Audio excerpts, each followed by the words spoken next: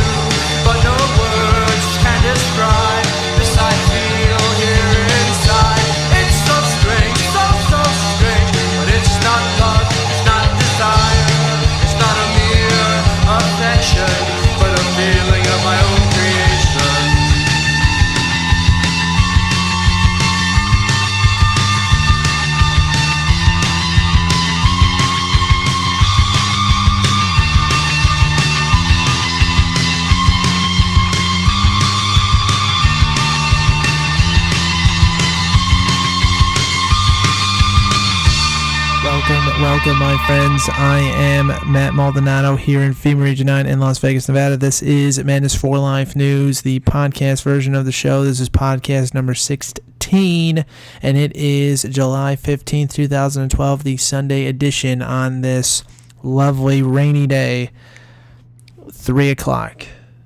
Well, 3:01 now.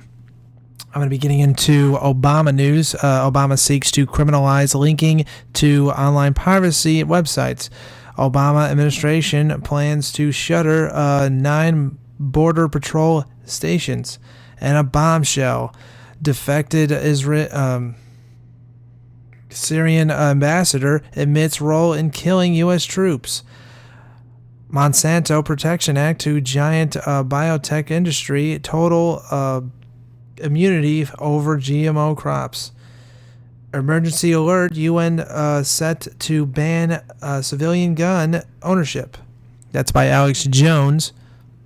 So let's get into the news right now. This is the first article of the day by Infowars.com by Richard Silverton. Which one is this? Silverton.com. Obama seeks to criminalize linking to online piracy websites. At first blush, this story may not appear terribly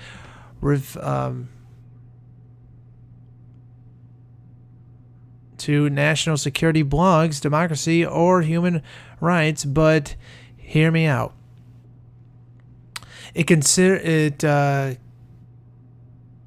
Concerns a 24-year-old British citizen whose website has acted as a go-between for sites which allegedly infringed music and movie copyright of U.S. entertainment companies.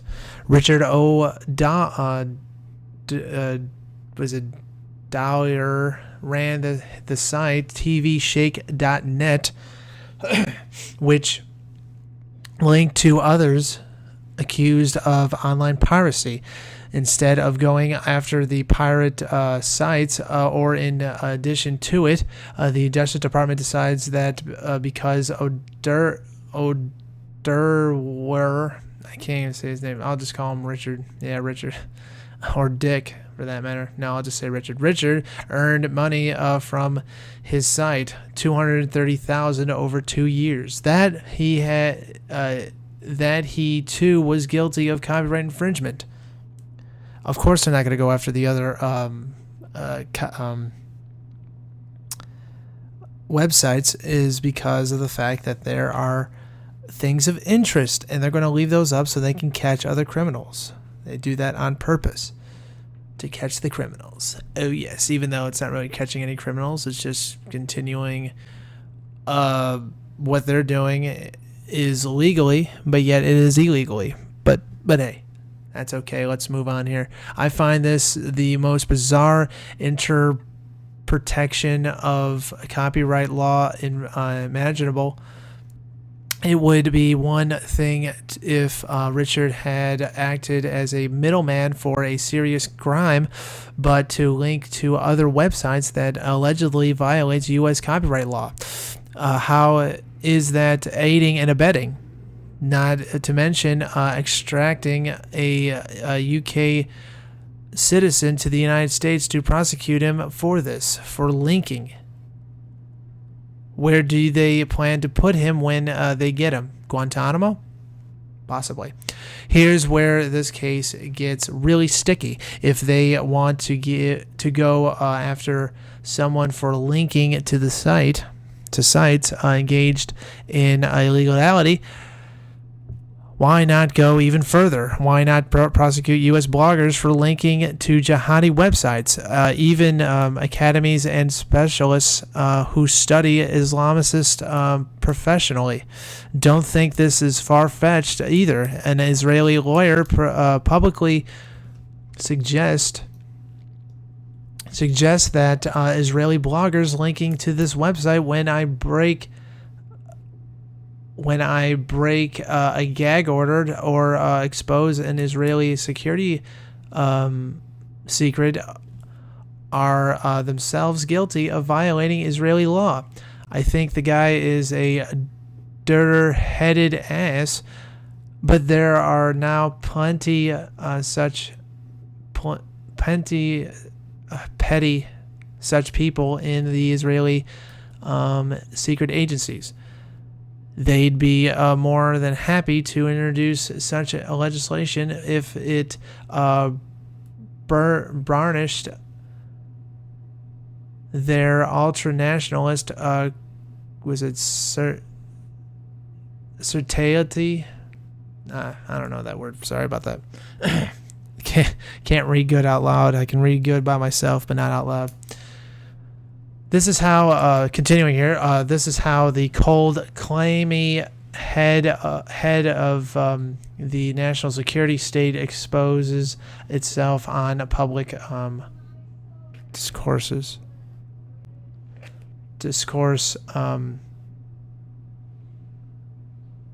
yeah. And don't make the mistake of thinking that Israel is sui generous, and it couldn't happen here. The current U.S. administration has made it obviously clear that if anything, it wants to outdo its predecessor if flexing its national security muscle.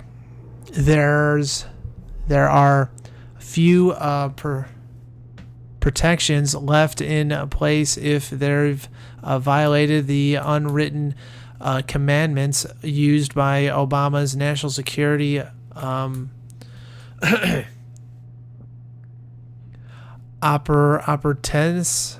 You could end up dead if you're a U.S. citizen in Yemen, or in prison if you're viewed as aiding and abetting terror. Yeah, because the guy with the John Deere hat is aiding and abetting terror, even though that's not true. But hey, even just linking to it.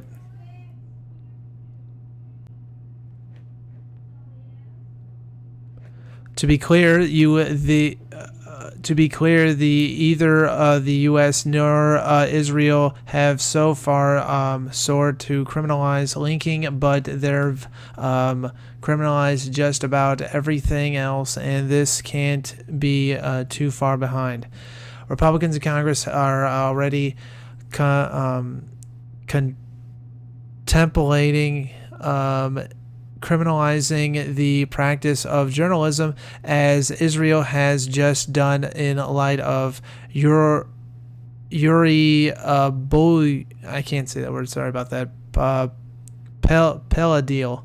That's, so you can click the link and it goes right to the LA Times, and it says, anti-quote from the LA Times, House Republicans consider prosecuting reporters over links.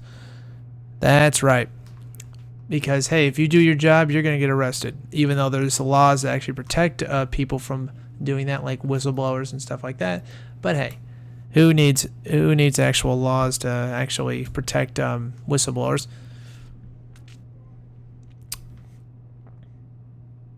Under their plans, this is continuing here, under their plans, if a journalist publishes a story based on sources who offer secret government documents, the journalists who go to jail, not to mention that if the government wants to discover who the source was, it could, dragging on the journalist into court or prison to find out. Yeah, and torture them too, and, kill their families, and, because it's good and fun. I'm exaggerating, but anyway, in my case, if the feds hadn't known that Shermali, I can't say the word, sorry, was linking secret documents to me, they could have taken me before a grand jury and tried to compel me to talk. If I hadn't, they could jail me for contempt. Yeah, because you would rather jail people that are trying to bring out the truth than people like Eric Holder or even Obama. But hey, they're exempt, even though it's not true. None of them are exempt, just like Congress stating that they're exempt from insider trading. But hey, that's okay. They're exempt from Iran-Contra, even though they're involved. But hey, that's okay. Anyway, continuing here to the next article. Next article here is Obama administration plans to shutter 9 border patrol stations. So they want to shut down more patrol stations in the border so then we can have more illegal immigrants to come in through the border to continually to destabilize the country even further. And a lot of people just go like, yeah, it's good. It's good to have the illegals in. Really, your jobs are going to be gone soon, buddy. But hey, that's okay. Because who needs a country? I mean, who needs a real job? I mean, we need to work for, it would be like 20 cents an hour, and that's going to be fun. Even though you have taxes really high up to where you can't even pay them off. But hey. Anyway, this is from the New American, Infowars.com. Pick this up.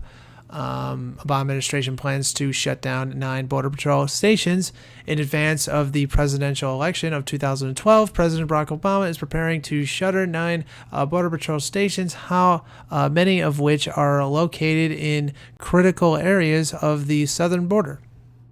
The announcement of the closures has met with resistance from local law enforcement, federal lawmakers, and those agents charged with securing the border with Mexico.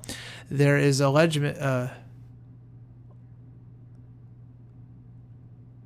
concern that leaving these posts unguarded will give a green light to Mexican drug cartels and human traffickers to retrograde up their illegal activities across the border with the United States. That is right. And it's going to be fun for all. And if you don't like it, tough.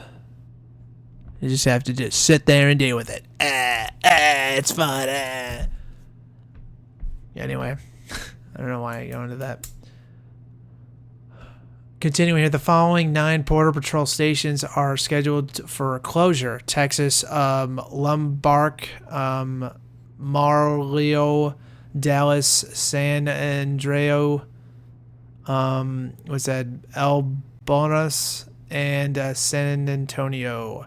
Idaho is Twin Falls, and Montana is Billings. California, Riverside. Most of the affected stations are in areas that expect extraordinary high movements of illegal immigration and notorious narcotics. For example, the CBP, the Customs and Border Protection outpost in Amarillo, Texas, sits smack in the center of the I-40. Was it Condor? I-40 is a condor for not only narcotics, but also for the human trafficking, and we do use the Border Patrol quite a bit to come out and help us with those areas. Potter County, Texas Sheriff Brian Thomas told a local TV station they're the ones that have the authority to arrest them and detain them. We don't. So you can click the link from KPLC-TV. Multiple interior Border Patrol stations to close. Agents reassigned. That is right, because they want to continue crime in this country, and it's going to be fun. And the fact they don't really have the money to keep it there. But that is okay. It could impact, continuing here, it could impact us tremendously, since we've only got 2 agents up here now for 26 counties. Sorry about that. Thomas told FoxNews.com. You can click the link there from InfoWars. It goes from FoxNews.com. And it says, closure of Border Patrol stations across 4 states triggers alarm. Yeah, any normal person would trigger the alarm. Continuing, Potter County in the Texas Panhandle lies in the area normally covered by the Amarillo. There we go. Said that one right, because last time I couldn't even say the word right. Amarillo CBP station. While geographically, his county is hundreds of miles from the Mexican border. Thomas insistence that it's still a busy condor for illegal immigrants. I couldn't hold a carload of people out there on I-40 for 8 hours while somebody comes from El Paso, he said. I mean, that's just crazy. Customs and Border Protection officials claim that agents will be redeployed to posts nearly the border where the level of criminal activity is highest. These activations are consistent with the strategic goal of securing America's borders and our objective of increasing and sustaining the certainty of arrest and those trying to enter our country illegally, even though they're going to go to other border patrol stations and they're not really going to patrol the border, and the fact that probably that place near the border is not really with crime. There's like probably hardly any crime, but that's okay.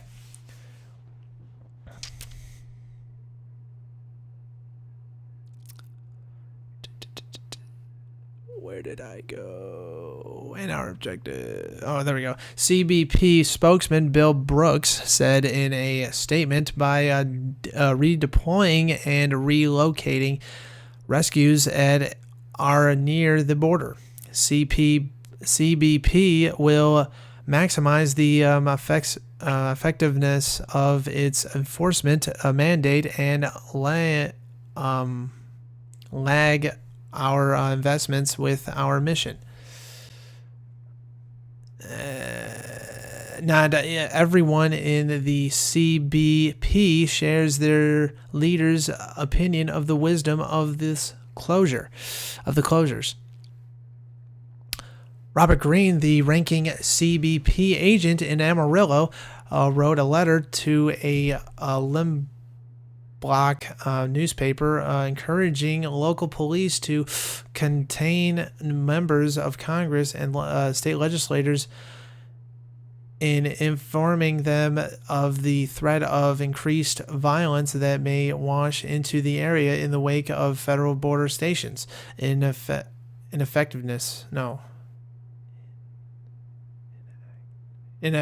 There we go. Deactivation. On the online Limbach, our view, more agents on border is good, but not if interior is abandoned. That's one of the articles from that website. You just click the link from InfoWars. As a former deputy, I found myself on the other end of the radio, hoping to contact USBP to assist me with a vehicle full of undocumented foreign nationals on the side of the road. Green wrote, I would encourage you, if you have found USBP assistance valuable in the past, to contact your political representatives and voice your concerns, he added. There are already congressmen calling to on the hand of the Office of Border Patrol, one of the federal agencies that fell under the CBP, Barl.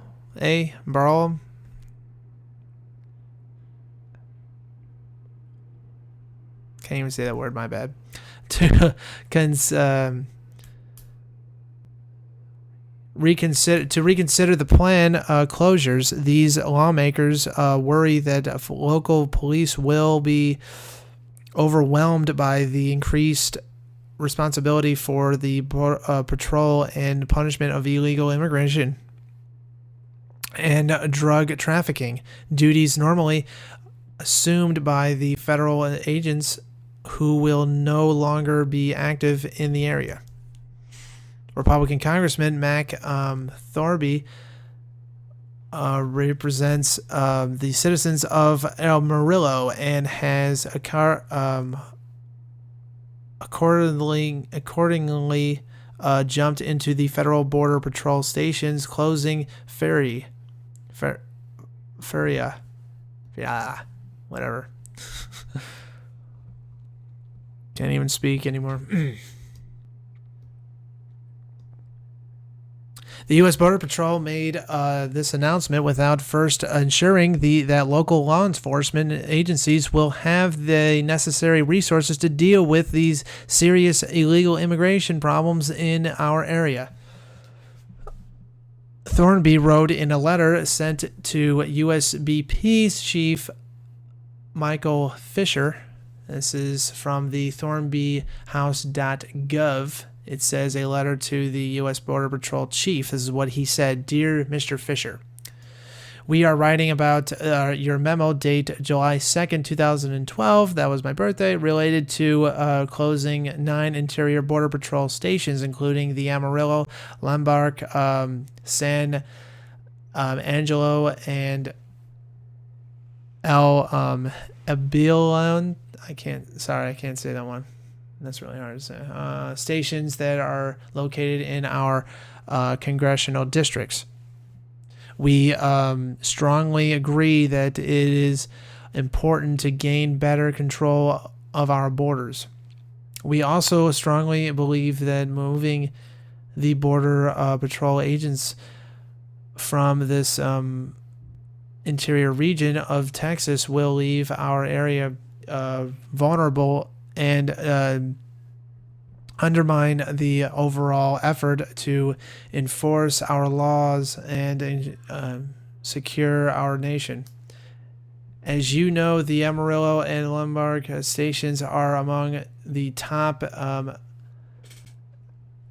apprehenders of illegal aliens in the Big Bend sector. In fiscal year FY 2011, these stations had an average of 142 illegal aliens by each agent. So far this year, 638 so far have been made by the Amarillo and Lombard stations. Additionally, with the U.S. Interstate 10 and 20 corridor, the Abolence and San Angelo stations are very important in the Del Rio sector. In your Q&A sector in the memo, you state that the U.S.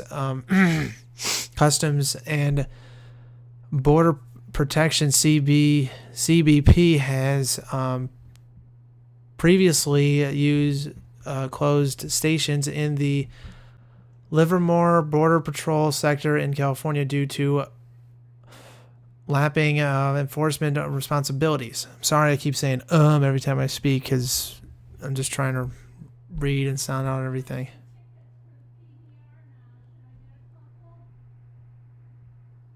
In an area the size of West and North Texas, with the suppressed population density, we see no reason why these stations would be closed due to overlapping responsibilities. And additionally, it is our understanding that your agencies has not coordinated with U.S. Immigration and Customs Enforcement, ICE, to develop an active plan to assist local authorities after the closure. Without Border Patrol or ICE agents available, how can the western half of Texas, I can't even read this, what the hell, be obviously covered by federal officials? Also, if federal agents are unavailable to come to the scene to take the illegal aliens into custody, will these violators have to be released back into the general population? It will be released in the general population, dude. They're not going to arrest those people. They're going to take them and put them into society and continue to implode the country because it's fun.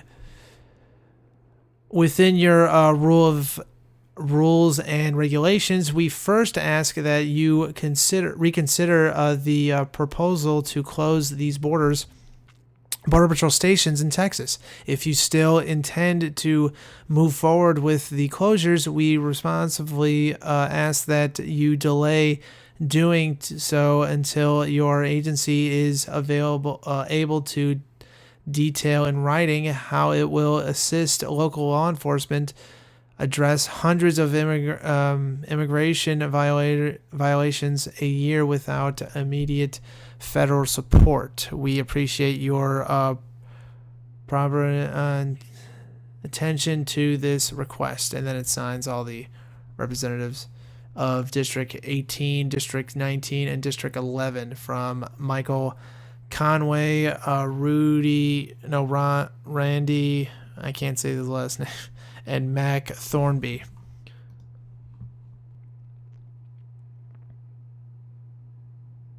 In a statement posted on his website, Thornby claims in the fiscal year, an average of 142 illegal aliens were appropriated by each agency, put into custody by each agency at the Amarillo and Lombard stations alone. An additional 638 have been made just this year. Local law enforcement officials and many other people in our area are very troubled by this announcement, and I share their serious concerns. The letter continues, there are a number of unanswered questions here about federal law enforcement responsibilities that need to be addressed. This letter is the first step in getting those answers. Congressman Thornby's letter was co-signed by his fellow state Texas lawmakers Randy and Michael Conway.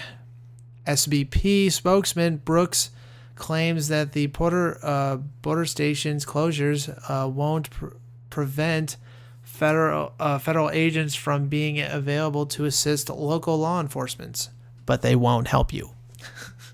They won't help you, dude. That's okay.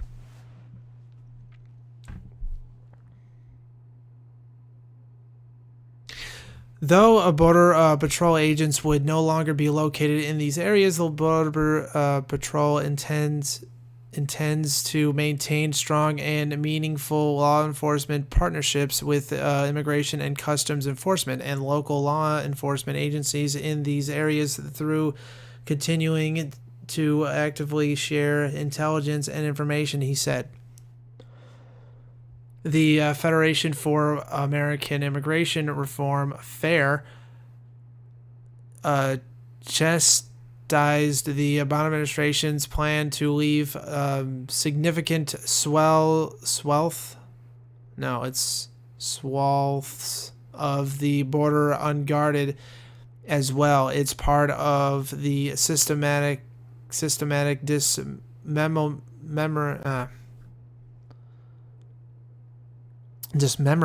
of both border and interior enforcement. A FAIR spokesman told FoxNews.com it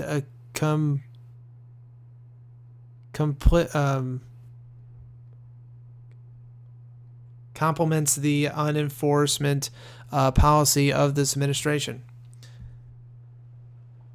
Evidence of Obama's look the other way.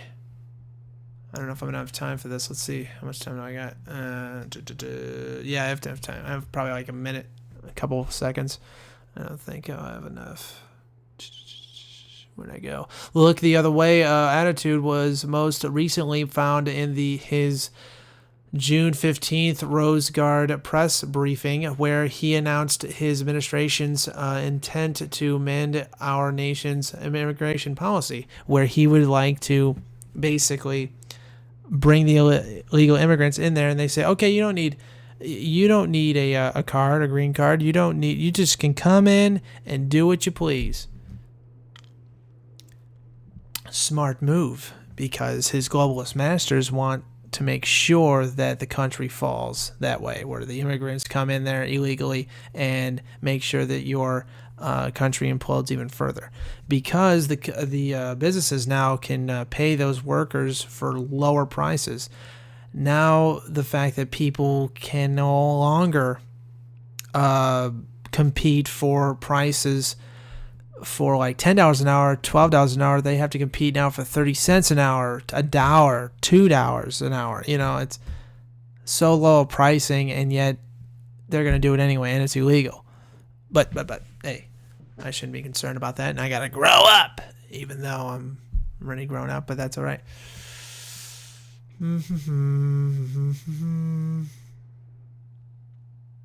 In what is described by many as the opening of a back door to amnesty, Barack Obama announced at a June 15th Rose Garden press conference.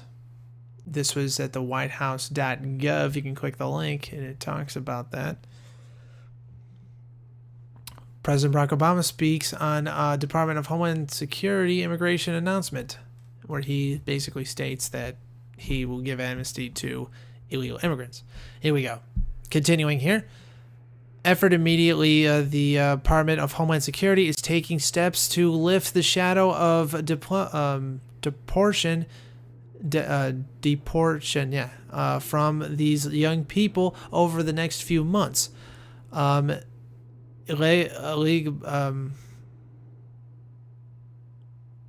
Individuals who do not present a risk to national security or public safety will be able to request temporary relief from deportation processing proceedings and applying for work authorization. In defense of his pronouncement, the president said that this program is not amnesty. This is not immunity. This is not a path to citizenship. It's a path. It's not a permanent fix. This is a temporary stop-gap measure that lets us focus our resources wisely while giving a degree of relief and hope to talented, driven, patriotic young people. According to a statement issued by the Department of Homeland Security, the policy changed applies to all who entered the United States prior to age 16 and who are younger than 30, provided they have resident in the United States for 5 years, have a clear criminal record, and are high school graduates and veterans of the armed forces. Published estimates inducted that nearly 100,000 immigrants who came to the United States illegally who be included in this examination. There is an important constitutional consideration not being covered by the mainstream media's analysts of the president's amnesty plan and his decision to deactivate federal border patrol stations. The question that has yet to be asked until now or answered is from which article or amended of the Constitution does the President or Congress derive their authority to mandate immigration policy. A plan reading of the authority given by the states to the central government reveals that no such grant was ever made. Regarding the closures, the restricting is scheduled to be taken place within the next 6 months. U.S. Customs officials estimate that closing the 9 posts will save more than $1 million each year. $1 million, even though we have quadrillion dollars in debt. But that's okay. More important, the monetary consideration is the potential for the influx of millions of Mexicans and other immigrants who will manage to get their names on the voter roll and to cast illegally through counted ballots for Barack Obama. An open border combined with friends in charge of the company responsible for counting hundreds of thousands of votes across the country could produce a favorable outcome for the current occupant of the White House. That's right. They're going to continue to shut down more Border Patrol stations, and they're going to allow the immigrants to basically get in the border to destabilize the country even further. But you don't have to believe me, you can just look it up. Alrighty, continuing here. Bombshell: defected Syrian ambassador admits role in killing U.S. troops. This is by Infowars.com. Tony Tulsi, sorry, I can't say your last name, by Tony. Former Syrian ambassador to Iraq, who just recently defected and is now harbored in Qatar. Qatar is in, I believe, next to Saudi Arabia. Let me look that up again. I was going to make sure. That is not the right place.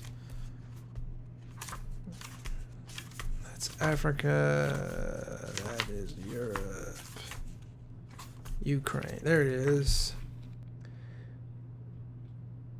Where'd it go? Oh, there it is. Qatar. There it is, right next to Saudi Arabia.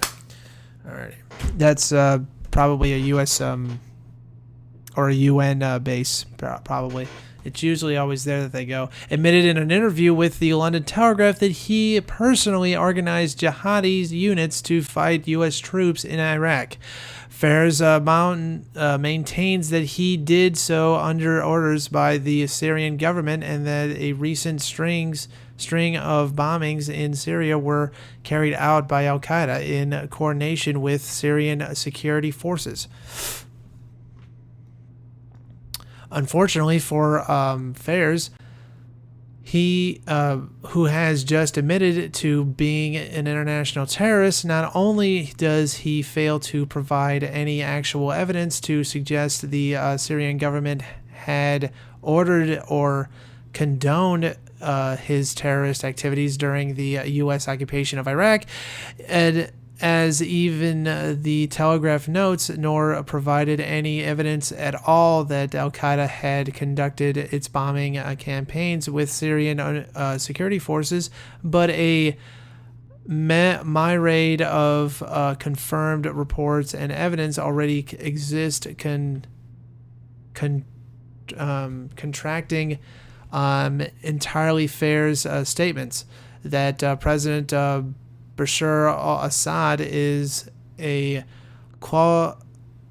collaborator with al-Qaeda is far-fetched at face value. The following headlines help illustrate the absurdity of Fair's claims. Al-Qaeda head calls for fall of Assad. That's AP. You can click the link from InfoWars and it goes to the national.ae. Al-Qaeda head calls for fall of Assad. That's why Al-Qaeda is in Syria, to take control of Syria and destabilize it, just like Kosovo, just like Yugoslavia, just like in Libya. And they're going to do it in Yemen, and then they're going to do it in Egypt, and then they're going to do it in Somalia. They're already in Somalia. They're already in Mali. They're going in other countries in Iraq and Afghanistan, in the Middle East. They're probably going to go into Lebanon and then into Israel. But that's only a conspiracy theory.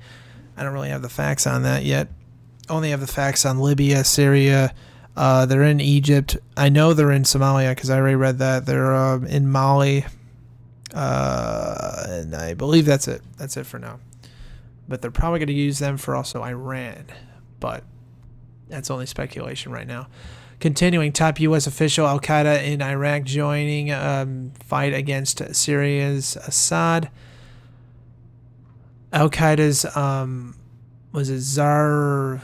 Zahrawi calls for war to assert Syria's Assad. That's another AP article.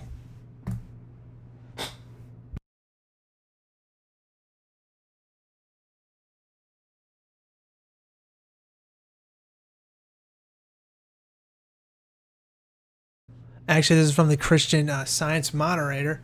Al-Qaeda's Zahrawi calls for war to oust Syria's Assad, not Assad's. Learn how to speak, mate. Just to name a few, additionally, it was reported by Sumerian Harsh in a 2007 New Yorker article titled "The Redirection" that not only was Al Qaeda being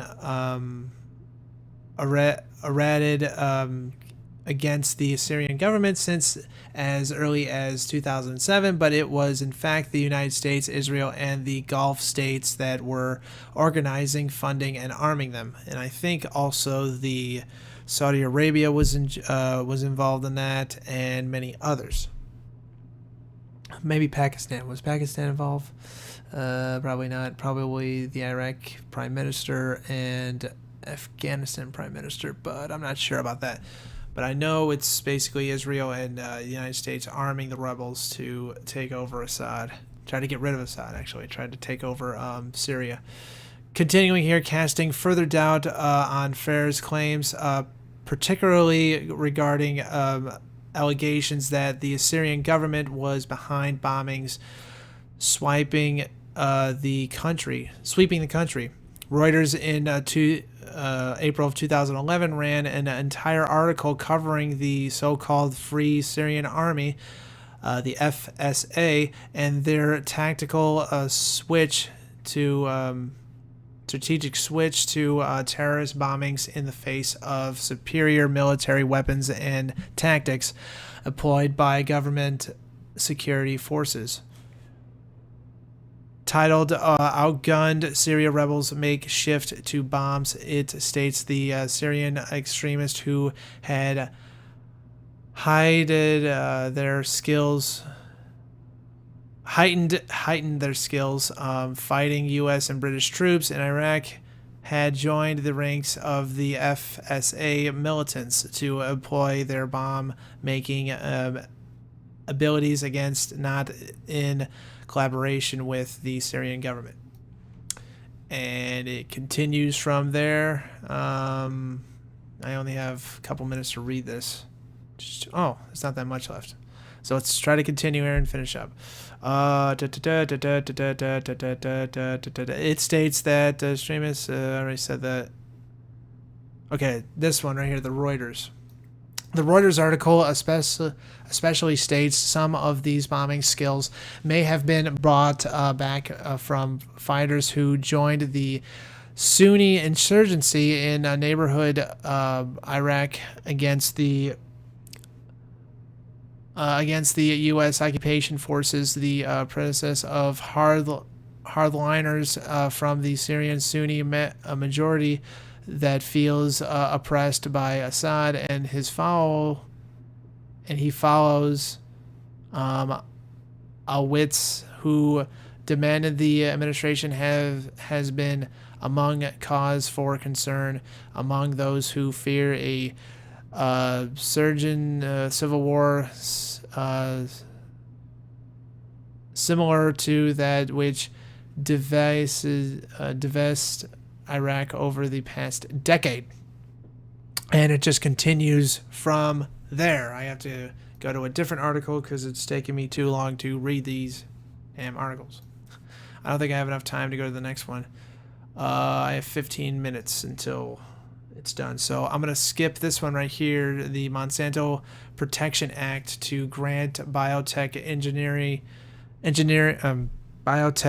industry total immunity over GMO crops. You can find that at Infowars.com and naturalnews.com if you want to read that article. So I'm going to skip that to this last one. Emergency alert. UN set to ban civilian gun ownership. That's by Infowars.com's own Alex Jones.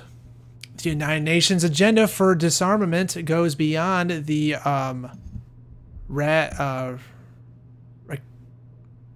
rhetoric of the UN Arms Trade Treaty being debated in New York City. New York this month, the globalists want to total weapons ban so they can kill innocents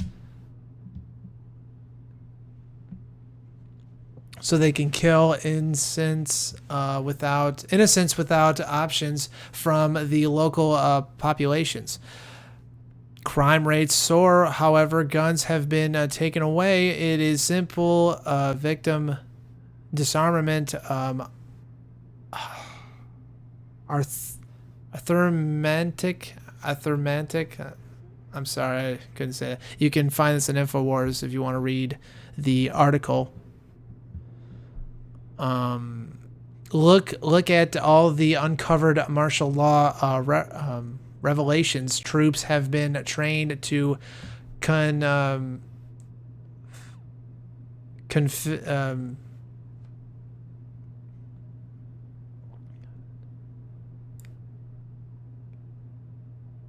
confiscate guns inside America. It actually happened after Hurricane Katrina. Oh yeah, when they just come in and just say, okay, we're taking your guns. What for? Doesn't matter. We're coming in. They literally stole things from there. Like, it had been raided. Doesn't matter. We're gonna take everything. Just like the raid that happened in Colorado. They literally went over there and they went, hey, our place has been raided. Doesn't matter. My guns are gone. See, Aaron Dykes, video analyst of the UN Armed Treaty, Trade Treaty, proof UN plans to ban American guns and demonize the Second Amendment. I forgot this sentence here. While the politicians have been priming the nation to, grudgingly accept new firearms restrictions.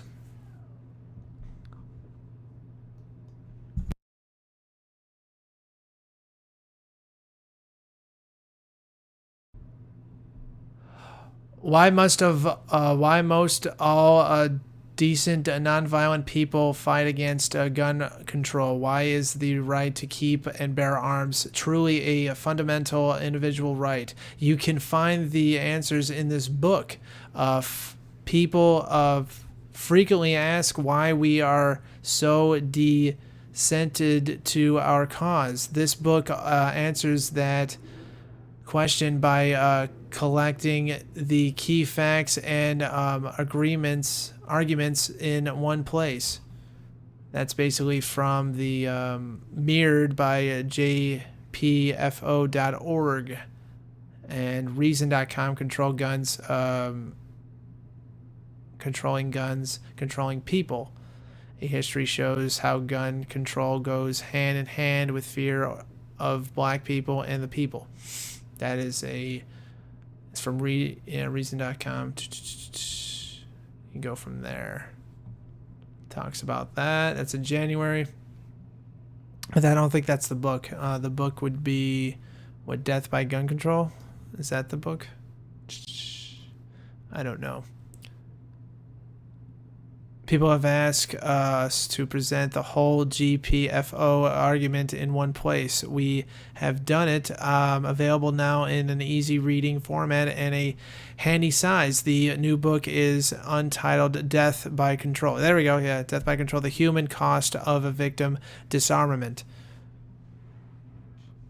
The message is simple. Disarmed people are either free nor safe. They become the criminals' prey and the tyrants' playthings. When the citizens and defenseless and their government goes bad, however, thousands and millions of innocents die. Professor R.J. Rommel, author of the monumental book Death by Government, said, considered political power is the most dangerous thing on the earth. For power to consider and become dangerous, the citizens must be disarmed. What disarms the citizens? The idea of gun control. It's the idea that the only government has the right to possess firearms, and that citizens have no unalienable right to use force to defend against aggression. Just like they did in Rome. They did this in, did they do that in Persia? I don't think they did that in Persia. They did that in Rome, Mongolia. The Mongols went through town to town killing people, and they took their weapons away. But they just went out and just killed people. There was no announcement. There was no nothing. But in Rome, they actually said, okay, listen, we're taking your guns. We're taking everything away. Just like in Germany. But in Germany, they go, if you are a Jew, we will kill you. Well, it's just like in Rome, where they said, if you're a senator that's actually compiling to kill Sulla, you're going to get killed. That's why he killed like 48 to 38 different senators. And I think Pompey did the same thing, or is it? No, it was Caesar. Caesar did the same thing with the slaves, where they killed all the slaves for the slave war with Pompey. But hey, I'm digressing now. Death by gun control carefully examines the gun control idea, its main meaning, its purpose, its effects. It comes in many forms, but in every form it enables the evildoers and works against righteous defense. The mother of all status, the human cost of gun control ideas, the genocide chart, the jpfo.org 2002, government, Ottoman Turkey, dates 1915 to 1917. I still have time to go through this even further. Targets, it was mostly Christians. The Ottomanians, citizens killed 1 to 1.5 million. Gun control laws, Article 166, Penal Code 1866, and 1911 Proclamation 1915. Features of overall gun control, scams, permits, required government list of owners, ban of possessions. Soviet Union, 1929 to 1945, political opinions, farmers, farming, communities, 20 million killed, resolution 1918, declare July 12, 1920, Article 59, and 182, Penal Code 1926. License of owners, ban of possessions, serve penalties. Nazi Germany occupied Europe, 1933, 1945. Political opponents, Jews, gypsies, critics, examples. 20 million, that's many civilians killed, 20 million. Law on firearms and ammunition, 1928. Weapons law, March 18, 1938. Regulations against Jews, 1938. Regulations and licensing, stature, handgun laws, ban of possessions.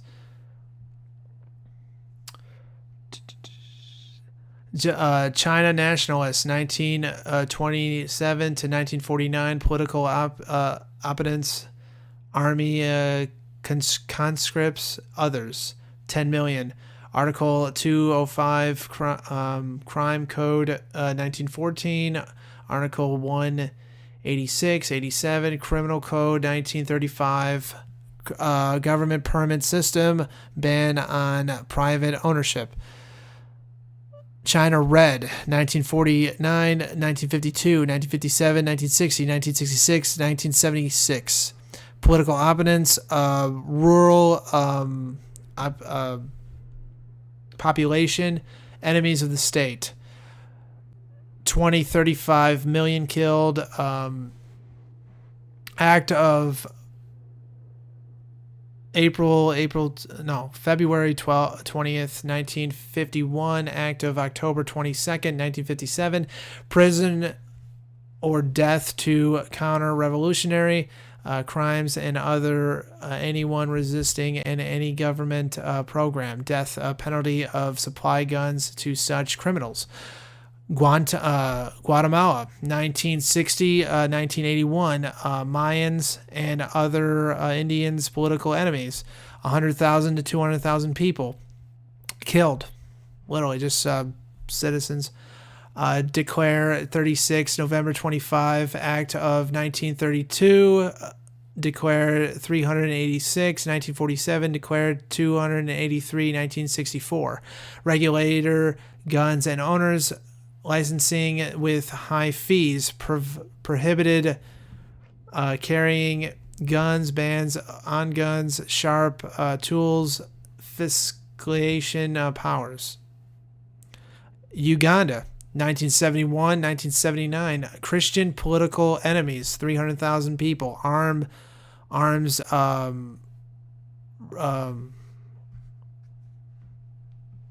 ordinance, 1955, Arms Act, 1970.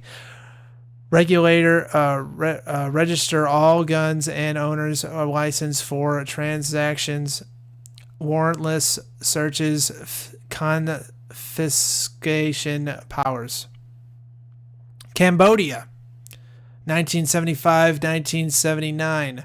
Educated person, political enemies, 2 million killed at Article 322, 328, Penal Code, Royal Ordinance 50, 1938. Licenses for guns, owners, ammunition, transactions, photo ID with fingerprints, license inspected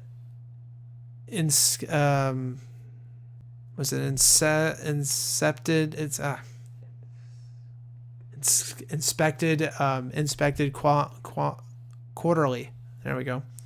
Rwanda, 1994. Tutsi people, the Tutsis, 800,000.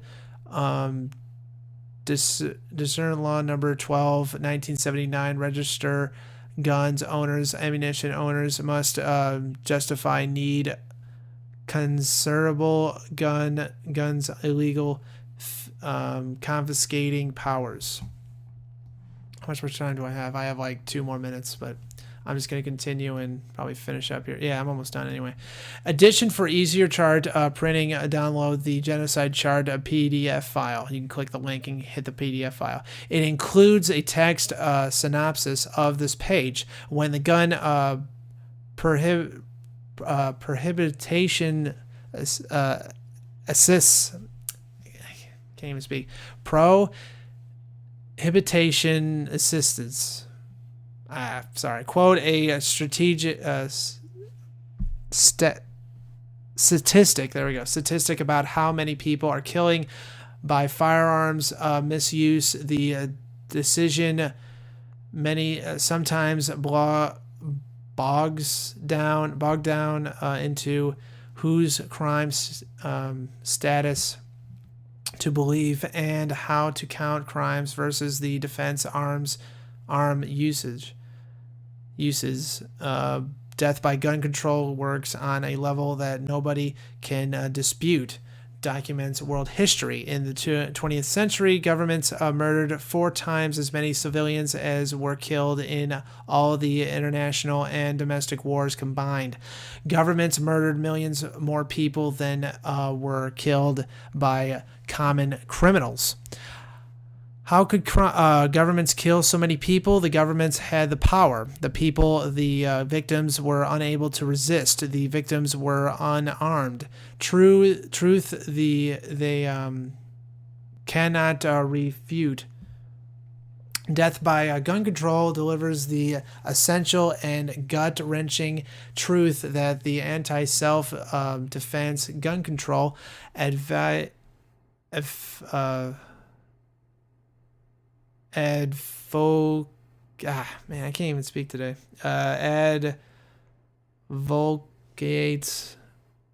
never try to revert. They simple cannot refute the facts or the formula. Where's the formula? Hated plus government plus disarmament civilians equals genocide. What makes the argument so powerful? 2 factors. First, it makes common sense. Unarmed, defenseless people have no hope against armed aggressors. Second, it states the historical truth. Evil governments don't wipe out 770 million innocent non-military lives in the 20th century alone. Using the facts in Death by Gun Control, you can take down the enemies of the Bill of Rights. The rights destroyers have no answers to these facts. They have no excuses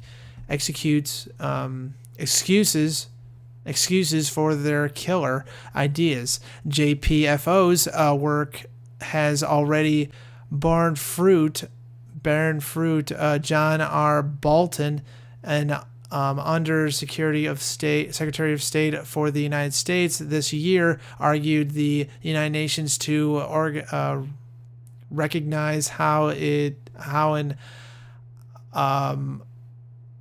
oppressed non-state group defending itself from a genocidal government will need ready access to firearms.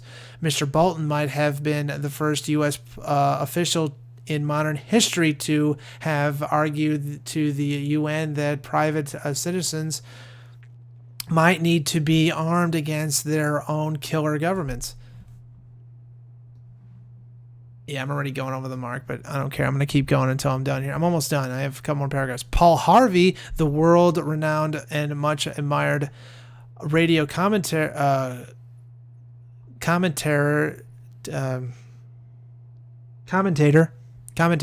last year reportedly broadcast the JPFO produced facts linking gun control to the genocide of millions of unarmed civilians. Country by country, Mr. Harvey counted the murdered victims of civilian disarmed policies.